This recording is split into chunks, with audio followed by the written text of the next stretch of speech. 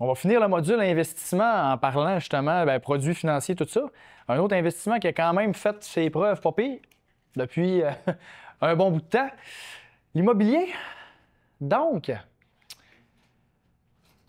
on va commencer tout de suite avec, OK, l'immobilier, là, on va vous dire, mettons, les meilleures options pour commencer. Fait que là, vous autres, vous êtes jeunes. Mettons, vous connaissez d'autres personnes qui sont jeunes ou vous avez des enfants, là. Voici les meilleures options quand tu commences. Mettons, tu pars de chez tes parents, là, tu commences ta vie. Mettons, c'est quoi les meilleures options en immobilier? La première, rester chez ses parents toute sa vie. Ça, clairement, qu'il n'y a rien qu'à côté ça. OK? Vraiment, c'est ça la coche. Mais, sérieux, OK? Premièrement, acheter un immeuble à revenu, duplex, triplex, quadruplex, OK? Puis aller habiter dedans. Ça, c'est la meilleure option, numéro 1, parce que tu diminues ton coût de logement quand même assez bas, puis tu profites de la plus-value de l'immeuble, puis des avantages que ça peut amener d'avoir un immeuble. OK? Donc, clairement que ça, c'est la meilleure option. Après ça, aller en appartement, c'est la deuxième meilleure option. Et la dernière option, acheter une maison. Je ne t'ai pas oublié, tu ne seras plus là, mais j'ai un chapitre juste sur la maison. Puis, je vais l'expliquer plus en détail tantôt pourquoi. Okay? Parce qu'il y en a qui vont dire, ben non, acheter une maison, c'est un meilleur investissement. Puis plus tu commences de bonne heure, mieux c'est, blablabla. On en reparle tantôt, OK? Puis je dis pas qu'acheter une maison, c'est mauvais, c'est pas ça. Je dis juste que quand tu pars de chez tes parents, si tu achètes un immeuble qui génère des revenus, clairement que c'est mieux que d'acheter une maison. Puis d'aller en appartement, puis d'être intelligent avec la différence, ça va probablement être mieux aussi que d'acheter une maison. Mais ça, je vais le détailler un petit peu plus. Fait qu'aujourd'hui, tantôt. Fait que ce qu'on va parler aujourd'hui, c'est vraiment de l'immobilier qui génère des revenus. OK? Fait que je ne parlerai pas de maison, je vais parler d'immobilier, vraiment des immeubles locatifs, que ce soit des chalets, que ce soit des immeubles à revenus, que ce soit. Salut les boys! Que ce soit des Airbnb, peu importe. OK? Aussitôt que ça génère des revenus, on peut considérer ça comme un investissement. Donc, pourquoi l'immobilier, c'est intéressant? Je viens de voler un punch, mais il y a 3-4 avantages pourquoi c'est intéressant. Là, je viens de le dire. Les trois autres, ça serait quoi? D'investir en immobilier, pourquoi c'est bon? Pourquoi c'est intéressant? Les locataires. Les locataires. Tu payes une rentrée d'argent à tous les mois. Oui, un revenu de plus? Ben, pas nécessairement. Pas toujours. L'argent des autres pour. C'est l'argent des autres pour investir. Oui. L'autre avantage, ça va rapprocher tout ce que vous dites là, mais ça touche à ce que vous venez de dire là, diminution de la dette. Donc, ta dette diminue, mais c'est pas toi qui rembourse ta dette si tu as bien fait tes calculs, évidemment. Salut, Steph. Il en manque un, j'imagine? Il va en revenir plus tard. Ouais, OK, c'est bon. Parfait. OK, fait que là, on peut fermer la porte? Oui. Ouais, OK, c'est bon. Parfait. Donc, diminution de la dette, fait que c'est pas tout. Tu as juste manqué que l'immobilier. C'est juste ça que tu as manqué. OK? Fait que diminution de la dette, c'est pas ton argent qui va diminuer ton hypothèque. Fait que ça, c'est ça le gros avantage. Si tu as bien fait tes choses, ça, c'est le gros point. OK? Après ça, tu as des revenus de loyer aussi. Donc, ça veut dire que si, mettons, ton immeuble te coûte 5 000 puis que tu as 4 000, tu charges 6 000 de loyer, par exemple, bien, tu as 1 000 par mois que tu as de plus pour faire ce que tu veux avec. Et si éventuellement ton hypothèque est finie de payer, bien, mettons qu'elle te coûte 2 000 par mois, bien là, tu es rendu avec 3 000 par mois que tu as pour faire d'autres choses. OK? Donc, ça amène des revenus supplémentaires si tu fais bien tes calculs. Et la fiscalité avantageuse. Donc, c'est sûr qu'au niveau de l'impôt, avec des immeubles, il y a des stratégies à faire, puis il y a de l'argent à aller chercher, évidemment. OK? Donc, premier principe en immobilier, si vous faites des formations ou que vous commencez à vous intéresser plus à ça, je vais me mettre en pas déranger. Éventuellement, il y a une affaire que vous allez entendre tout le temps, puis c'est faire un profit à l'achat. OK? Faire un profit à l'achat, dans le fond, là, j'imagine que vous comprenez un peu le principe, mais on va quand même l'imager, OK? Le calculer. On a un immeuble, 250 000, OK? Puis on le paye, supposons 200 000. On vient de faire un profit à l'achat de 50 000, OK? Mais là, ça, sur papier, c'est bien beau. Parce comment faire un profit à l'achat, c'est le fun, OK? C'est parfait. Mais dans la vraie vie, là, faire un profit à l'achat, surtout, mettons, dans le marché actuel, pensez-vous que ça se fait quand même facilement? OK? Fait que ça veut dire quoi? Ça veut dire que oui, c'est possible en tout temps de faire un profit à l'achat. Mais ton 50 000, là, tu vas le travailler. Parce que tu vas peut-être faire 50 visites avant de trouver une couple d'immeubles qui vont fitter. Après ça, tu vas faire 10-15 offres d'achat qui vont être refusées parce que tu as essayé d'être agressif puis finalement, ça n'a pas marché. Fait que tu vas faire beaucoup de recherches, beaucoup de prospection, beaucoup d'essais d'erreurs, beaucoup de choses, beaucoup de temps, beaucoup d'énergie pour faire ton profit à l'achat. Fait que c'est pas tu vas sur Centris, tu trouves une maison, c'est fait. C'est pas ça. OK? Profit à l'achat, ça demande du temps et de l'énergie. Fait que si tu es prêt à le faire, tu peux. Puis c'est le scénario idéal si tu veux rentabiliser encore plus ton investissement. Parce que pourquoi c'est important de faire un profit à l'achat dans l'idéal? C'est que tu n'as pas besoin, peu importe que le marché il fait quoi dans les prochaines années, tout ton cash il est fait en partant. C'est ça l'avantage. C'est que même si le marché est au slow pendant 3 ans, ce qui peut arriver en passant, okay, ça existe, l'immobilier qui ne va pas bien, ça existe, bien, toi, ton profit, tu l'as fait au départ. Fait que même si ça va moins bien, c'est pas grave. OK? Fait que c'est pour ça que c'est important, c'était déjà comme un buffer en partant. Un scénario qui est pour la plupart des gens, c'est ça un peu qu'ils vont viser, puis qui est, on va dire, quand même acceptable, c'est de payer le juste prix. OK? Donc, ton immeuble vaut 250, tu le payes 250. Si tu l'as pendant longtemps, puis là, je parlais d'immobilier, là, les gars, vous êtes arrivés, mais je parlais pas de maison, je parle vraiment des immeubles à revenus qui génèrent des revenus, OK? Pas de maison strictement, là, vraiment des investissements immobiliers. La maison, on va en reparler plus tard. Prix marché 250 000, prix payé 250 000, donc tu ne fais pas d'argent au départ, mais si tu l'as pendant 15-20 ans, ton immeuble, on s'entend-tu que c'est sûr que dans 15-20 ans, je veux dire, ça va avoir été rentable si tu t'en es bien occupé, puis que tes calculs t'es bien fait, puis tout. Donc, ça peut être acceptable d'acheter au prix du marché parce qu'à long terme, tu vas le rentabiliser. Par contre, c'est pour ça que je dis à long terme. Parce que sur un an, tu achètes un immeuble, l'année prochaine, ça ne va pas bien, puis tu le revends, tu peux perdre de l'argent. Okay? C'est possible de perdre de l'argent en immobilier, là, je vous le dis. Okay? Même si sur Internet, tout le monde vous dit l'inverse, là, c'est possible de perdre de l'argent en immobilier. Je l'ai déjà vu avec des clients. OK? Puis le scénario que tu veux, bien sûr, éviter, c'est de surpayer, puis de faire de la surenchère, puis d'être émotif, puis pas d'inspection, puis là, let's go, esti all-in. Puis là, tu mets 300 000 sur quelque chose qui en vaut 250. Puis là, le marché va pas bien l'année prochaine, tu as des problèmes, il faut que tu vendes. Puis là, finalement, tu viens de perdre 75 000 en un an, mettons, parce qu'il faut que tu vendes 225. Tu me suis? Fait que ça, c'est vraiment ça, tu veux vraiment, vraiment éviter ça à tout prix. Puis tu veux vraiment, au moins, au pire, là, tu veux payer le juste prix. Mais s'il vous plaît, allez pas là parce que vous êtes émotif, vous risquez de le regretter. OK? Ça, c'est super important. Puis des fois, c'est tentant de comme faire « Ah, c'est un peu plus cher, mais c'est pas grave. » Puis non, il ne fallait pas. Parce que cash flow, c'est le mot-clé en immobilier. OK? Le cash flow, ton flux de trésorerie, c'est ça qui rentre à chaque mois. OK? Je vais juste te poser une petite question bien simple. Combien d'immeubles qui perdent d'argent chaque mois tu peux avoir? Combien tu peux en avoir? OK. Ça dépend. Ça dépend de quoi? Ça dépend. Si tes autres immeubles, mettons, ils te font 100 000 par année, t'en as une qui fait moins 20 000, mais c'est pas grave, même si t'en as une qui fait moins une année. OK. Mettons que tu as juste des immeubles qui perdent du cash. C'est ça ma question. Si tu as un fonds accumulé quelque part, peut-être que ça peut tamponner la situation un peu un certain laps de temps. Un certain laps de temps, mais sinon, à un moment donné, tu vas à côté. On est d'accord? Tu vas être obligé de les vendre pour compléter. Exact. Donc, tu vas être limité. Tu vas peut-être en avoir 1, 2. À un moment donné, il y a une limite. Tu ne pourras pas backer tout le temps. Combien d'immeubles qui se paient tout seul, qui génèrent un revenu cash flow positif, tu peux avoir? Limité. Et voilà. Pas compliqué. si ton immeuble cale du cash, cherche pas plus loin. En ce moment, c'est plus dur d'être rentable. Ça nécessite plus de travail. C'est pour ça qu'il faut prendre le temps de faire ça comme il faut. Puis de ne pas y aller, on va acheter un immeuble à revenu, nanana, puis c'est pas grave, il cale du cash, ça va se reprendre, nanana. Probablement que tu risques de le regretter un peu plus tard. Puis oui, il peut y avoir des stratégies, puis du monde qui vont essayer de te dire ça, si. Oui, OK, mais tu as quand même un risque qui est là. Puis s'il arrive une grosse récession, ce qui peut arriver, ça peut faire mal. Si tu es pogné pour vendre un immeuble qui cale du cash en plus, c'est pas le fun pour quelqu'un qui veut l'acheter. En plus, tu es d'une récession, personne ne va acheter. Fait que faut que tu vendes encore moins cher. Fait que c'est pas attrayant. OK? Fait que ça, c'est le cash flow, c'est vraiment le mot-clé en immobilier. Vraiment, vraiment, vraiment. Puis souvent, des fois, il y en a qui ne checkent pas assez ça, malheureusement. OK? L'argent des autres, tu l'as dit tantôt. On peut traduire ça aussi par effet de levier. Fait qu'en immobilier, si vous faites des formations, ils vont toujours vous parler de l'effet de levier parce que, veut pas, c'est un des points positifs d'investir en immobilier.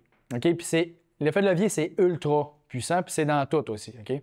Mais l'effet de levier, pour juste comme l'illustrer, on s'entend que une petite mamie peut lever un truck juste avec tirant sa chaîne parce que l'effet de levier, il est bon. On est d'accord? Si tu as un levier qui est assez long, n'importe qui est capable de lever pas mal n'importe quoi. Fait que l'effet de levier, c'est juste ça. Fait que tu veux avoir le plus gros effet de levier que tu peux, idéalement, c'est ça. Mais l'effet de levier, c'est pas juste financier. Là, je vais vous le montrer. En immobilier, c'est quoi que ça ressemble l'immobilier, l'effet de levier, OK? Fait que, je vous donne un exemple extrême qui n'est pas réaliste, parce que c'est souvent comme ça qu'on est capable de mieux comprendre les principes. Donc, mettons qu'il n'y a pas d'effet de levier, vous venez de recevoir 100 000, un héritage, là, votre vieille tante est décédée par accident. Ses chars, ses briques ont lâché, vous êtes l'héritier, le seul héritier. Vous ne le saviez pas, c'est un hasard. Donc, vous avez 100 000, OK, qui est dans votre compte. Qu'est-ce que je fais avec ça? J'achète une maison. Je la paye cash. Le marché il fait plus 5 %. L'année prochaine, je fais « Ah, j'aime pas le secteur, je vais changer. Je vais déménager. » Prix de vente, 105 000. Profit, 5 000. Rendement, 5 %. Personne qui saigne du nez? Avec un effet de levier, même chose, la maison est à 100 000. Par contre, je vais mettre une mise de fonds de 5 % au lieu de payer cash la maison. Je vais garder mon 95 000 dans mon compte. On oublie la SCHL, que si je mettais juste 5 % il faudrait que je paye. On oublie ça, OK? C'est juste pour faire l'exemple simple. Le marché fait plus 5 %. Prix de vente, 105 000, encore une fois. Mon profit, 5 000. Faites la même affaire. Par contre, mon rendement, 100 %. Donc, j'ai fait 20 fois plus de rendement parce que j'ai utilisé mon argent différemment. OK? Maintenant, il y en a qui vont dire « Ouais, OK, c'est bien beau le rendement. Je peux me péter les bretelles avec mes chums, mais au final, en dollars, j'ai juste 5 000 de plus dans mes poches. » On est d'accord. J'ai la même maudite affaire. C'est juste que sur papier, je peux juste faire comme « J'ai fait 100 % taux 5. » OK? C'est juste ça la différence. Par contre, si on fait un effet de levier maximal, au lieu d'acheter une maison, on va acheter une rue. On va tout acheter. OK? Fait qu'on va acheter 20 maisons avec une mise de fonds de 5 000 chaque. C'est de même qu'on va utiliser notre 100 000. Fait que là, on va avoir 2 millions de parcs immobiliers. Le marché fait plus 5 l'année prochaine. Je vends mes maisons 105 000 par maison. J'ai un profit de 100 000 qui a été fait, 5 000 fois 20 maisons. Je viens de faire 100 % de rendement, mais sur 100 000. Donc là, je viens de faire 100 % de rendement sur 100 000 au lieu de faire 5 % de rendement sur 100 000. On me suit? Là, c'est un autre avantage de l'immobilier dans le sens que ce qui est hot en immobilier, c'est que tu peux mettre juste une partie de l'argent, la valeur de l'immeuble, mais tu as accès à toute la plus-value sur tout le montant. C'est ça, l'immobilier qui est le fun. Si tu veux acheter des actions, tu ne les achètes pas à 50 cents puis l'action, elle vaut 5 $. Tu l'achètes au complet à 5 $. L'immobilier, tu peux acheter juste une partie de l'immeuble que tu as besoin de mettre, mais après ça, tu as de la plus-value sur tout. Et c'est pour ça que c'est intéressant, l'immobilier, puis c'est pour ça que ça fait que c'est un excellent investissement quand c'est bien fait. Parce que ça se peut que ça soit mal fait puis que ça soit vraiment mauvais. OK? Mais attention, OK, parce que l'effet de levier, là, vous êtes peut-être en train de checker ça, c'est comme c'est beau, Fred, plus besoin de rien dire. On va faire du levier. Salut. Tu pars, tu claques la porte. Comment? Et voilà. Donc, l'effet de levier, moi, ce que j'aime un petit peu moins d'informations d'immobilier, c'est qu'il en parle tout le temps comme je viens de vous le montrer. Mais il y a tout le temps deux côtés d'une médaille, puis quand ça va mal, ça change aussi. OK? Fait que là, mettons qu'on repart dans notre situation. J'ai 20 maisons à 100 000, j'ai un parc immobilier de 2 millions. 1,9 million de prêts hypothécaires. Ça, c'est des dettes, ça. Hein? Je dois à la banque. Le marché fait moins 25 % au lieu de plus 5 %. Ça arrive, hein? Pendant 2008, ça arrive des baisses en immobilier. Ça arrive, je vous le dis. Okay? Au Canada, on a l'air à plus croire à ça, là, mais ça arrive. OK? Fait qu'à un moment donné, ça va arriver. Fait que là, mettons que le marché fait moins 25, puis toi, t'es full levier, t'es full leverage au bout, t'es full endetté, puis yes sir. Tes maisons, tu peux les revendre 75 000 par maison, OK? Puis là, t'es comme, j'ai pas le choix de vendre parce que là, en plus, mes immeubles, ils calent du cash, puis là, c'est comme, ça va pas bien, le stress te pogne, puis là, tu veux vendre, tu te débarrasses de tout. La panique est prise. Tu viens de perdre 500 000, 25 000 par maison. Ton rendement, moins 400 %. Si tu investis 100 000 dans les actions, le maximum que tu peux perdre, c'est combien? 100 %. Exactement. Quand tu as de la dette, ça amplifie tes pertes. C'est pour ça que quand tu fais du levier en immobilier, tu fais attention. Parce que oui, ça amplifie tes gains, mais ça amplifie tes pertes aussi si ça va mal. Ça, c'est la même affaire en business aussi. Si tu investis full en business, tu es full leverage, tout, c'est correct.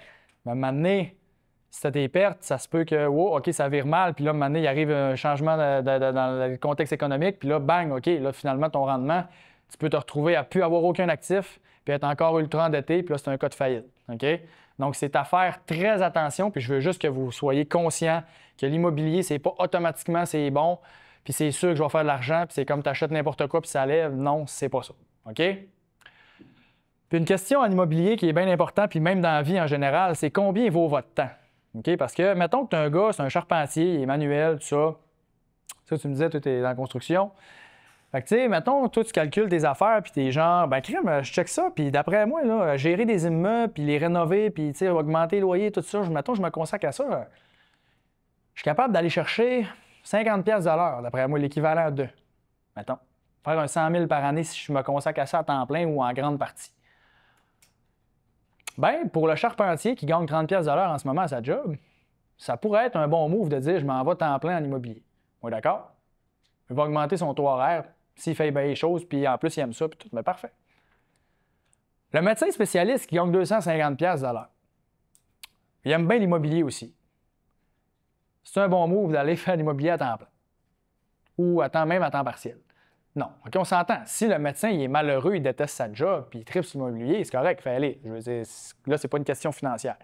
Mais si le médecin, il veut investir en immobilier, mais qu'il travaille à 250$ de l'heure, je veux dire, il ne peut pas, comme dire, je vais aller investir en immobilier. Ça veut-tu dire que le médecin, il ne peut pas investir en immobilier? C'est pas pour la même raison. Pour prendre l'ouvrier, puis le charpentier, puis le médecin.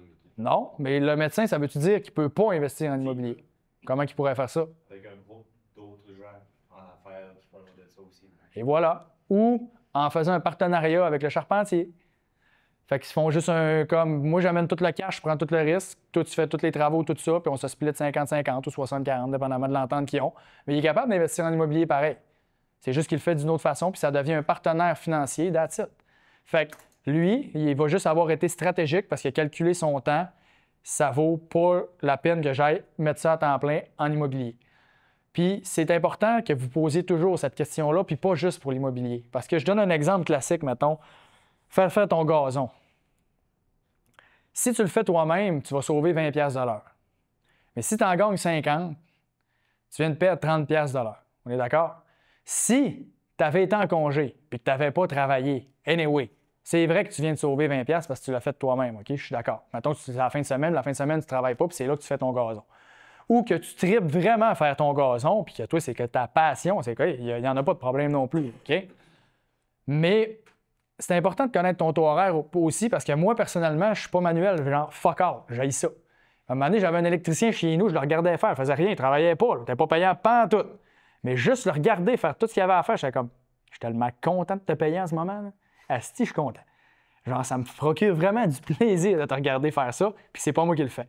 Fait que c'est comme, même si j'ai pas été productif, je veux dire, ça me faisait plaisir de le payer, puis tout, puis j'étais conscient de, OK, genre, j'aurais pas pu faire ça, puis c'est bien correct que je l'ai payé. Fait que, tu sais, des fois, c'est parce qu'il y en a, quand je l'ai vu en finance, puis souvent en immobilier, des fois, ils calculent les affaires, tu calcules tout ça après l'impôt, puis tout, ils sont comme, tu checkes ça, tes gens, tu fais 2 à 3 % en moyenne avec tes immeubles. Pour tout le temps que tu mets de l'énergie. Tu sais, tu vas faire 7-8 d'un fonds indiciel, comme on parlait tantôt, mettons, tu sais, puis tu feras rien. Là. Fait que, tu sais, maintenant, il faut que tu checkes puis être sûr que, justement que tu es rentable. Parce que si tes immeubles sont rentables, tu vas faire plus que 2-3 %, c'est bien correct. Mais tu sais, si tu as mal calculé tes affaires puis que tu as l'impression de donc travailler, mais finalement, c'est pas efficace puis c'est pas rentable, bien, c'est important de le savoir. Fait que de calculer votre taux horaire puis de le connaître, c'est toujours très, très, très important. Puis ça, c'est vraiment comme... C'est plus les entrepreneurs, souvent, qui vont réfléchir de même. Mais même si vous êtes employé, je vous encourage fortement à penser comme ça parce que ça va vraiment vous éviter de faire des choses que vous seriez plus payant à travailler à la place. Puis même chose avec les actions qu'on parlait tantôt. Là. Pourquoi tu prendrais 30 heures par semaine pour essayer de faire 1 % de plus quand tu n'as même pas de chance quasiment de le faire? Pourquoi tu ne prends pas cette 30 heures par semaine-là de plus pour aller travailler, gagner 50 000 de plus dans ton allée puis le mettre dans ton fonds indiciel qui va te rapporter 8 %? Tu comprends? Tu vas faire bien plus avec 50 000 travaillés que ton 1 % de plus que tu vas générer peut-être sur tes placements. Ça va? Super important, ça. Vraiment. Calculer la rentabilité d'un immeuble, maintenant, il faut que tu calcules la valeur du marché, la valeur que tu as payée, puis après ça, d'un coût final, mais que tu as tout vendu, ce qui va t'avoir resté. Puis C'est pas simple. c'est dur à savoir comment est-ce qu'il y a un C'est pas simple, il y a des calculs. Il y a des calculateurs pour ça. Puis c'est pour ça qu'il faut se prendre le temps de le faire comme il faut, qu'ils prennent en compte tout, qu'ils prennent en compte l'impôt aussi, qu'ils prennent en compte toute la patente, parce que tu peux pas juste calculer le prix d'achat, le prix de vente. Je veux dire, ça fait pas. Puis il faut que tu calcules ton cash flow. Puis après ça, il faut que tu calcules peut-être la prise potentielle de l'immeuble. Puis ça, il y a les logiciels qui existent que tu peux vraiment comme le calculer, rentrer tes données, puis tout ça, ça existe. Mais tu peux pas faire ça à mitaine avec une calculatrice juste comme, tu sais, puis être sûr que c'est bien fait. Il y a des formules qui sont pré-remplies que tu peux remplir tous tes chiffres, puis là, ça va te le donner, genre la rentabilité. Mais effectivement que c'est pas simple. Puis c'est à toi d'avoir les bons outils pour être sûr que ton calcul il est correct. Puis ça, je ne l'ai pas donné. J'ai fait une formation en immobilier, puis il donnait là, le chose, mais je pense que ça a changé. Mais en tout cas, de faire des bonnes formations en immobilier, je vais en parler tantôt là, à la fin. Mais c'est ça, là, ça peut être pertinent pour justement apprendre comment bien calculer ton immeuble puis tout. Là. Puis juste ça peut te sauver des milliers de dollars là, parce que tu sais comment calculer. Il y en a qui font des mauvais choix juste parce que le calcul, il n'est pas bien fait.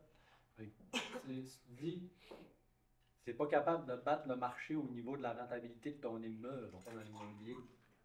Non. C'est ça la question qu'il faut que tu te poses. Exact. Aussi, ton temps est plus payant aussi ailleurs. T'sais, si tu fais 20 heures par semaine en immobilier pour générer X, ben ton 20 heures, il est peut-être plus payant à travailler temps plein dans d'autres choses, que tu vas avoir un taux horaire plus élevé. T'sais. Fait qu'il y a tout ça qui est... Mais généralement, si tu fais bien tes choses, mettons, un immeuble ne devrait pas te prendre trop de temps avec des bons locataires, puis tout ça, puis tu sais que tu connais tes affaires, puis que c'est bien fait. Ça devrait être quand même gérable. Puis, à un moment donné, quand tu as beaucoup de portes, ben là, tu peux en confier une partie en gestion. Puis, là, éventuellement, c'est un autre processus de calcul. Là. Mais là, je parle pour les gens qui, mettons, qui commencent. C'est ça. Fait que, tu sais, il faut que tes calculs soient bien faits au début. Sinon, si ton calcul est mal fait puis tu te bases là-dessus, là, après ça, c'est tout. Tu vas t'en rendre compte plus tard, puis là, tu es pogné avec l'immeuble. Puis là, il faut que tu vendes un immeuble pas rentable à quelqu'un. Là, tu es comme. T'as moins d'arguments, mettons. T'sais. Parce que lui, s'il sait faire ses calculs, il va faire Chris. Pas bon, ça. Puis là, ben, finalement, tu vas faire le vendre moins cher. Fait que ça, c'est d'autant plus important de faire tes calculs pour aussi si tu veux t'en débarrasser plus tard. Ça se trouve être, mettons, un amalgame entre l'immobilier et l'investissement. Dans les fonds, ben, peu importe. Puis là, j'ai les deux, mettons. Il t'en reste assez pour épargner l'autre bord? Ben, c'est parce que, tu sais, si tu investis. 100% Non, mais c'est parce que si tu investis en immobilier, mettons, là, tu peux générer 10-12 par année si c'est bien fait. Quand tu prends en compte aussi le calcul, la prise de valeur, puis tout ça, je te dis, le calcul, il n'est pas simple. T'sais, ça peut être du 10-12 que tu vas générer. Puis aussi, c'est parce que ça dépend, parce qu'il y en a qui vont justement mettre plus d'effets de levier. Fait que là, ils vont calculer le rendement vu qu'il y a plus d'effets de levier, mais ils sont plus endettés. Fait que, tu sais, c'est vraiment... Des fois, là, si ton calcul il est basé... Si tu veux voir ce que tu veux voir, puis tu veux que ça arrive à un chiffre, des fois, tu vas te faire que ça arrive à ce chiffre-là, puis tu vas te convaincre. Puis des fois, ben, c'est ça peut jouer contre toi. Mais tu sais, il faut aussi que tu sois fait pour ça un petit peu aussi à la base. Ouais. Là, Ben oui. Tu peux pas aller là juste pour les sous. Là, ben non. Faut que tu aimes cet univers-là aussi. Là. Ben, c'est exactement là que je m'en allais. T'es en plein ça, Alex, là, tu viens de me spoiler, mais c'est en plein ça. Formez-vous dans un secteur puis concentrez-vous sur ça. Tu viens de le dire. Il faut que ça t'intéresse. Si toi, ce qui te fait triper, c'est les chalets locatifs, fais juste des chalets locatifs. Si c'est des immeubles à revenus, fais des immeubles à revenus, des quadruplex, peu importe, fais ça. Si c'est juste des gros immeubles, fais juste de ça, mais spécialise-toi dans quelque chose que tu vas aimer, tu vas être bon.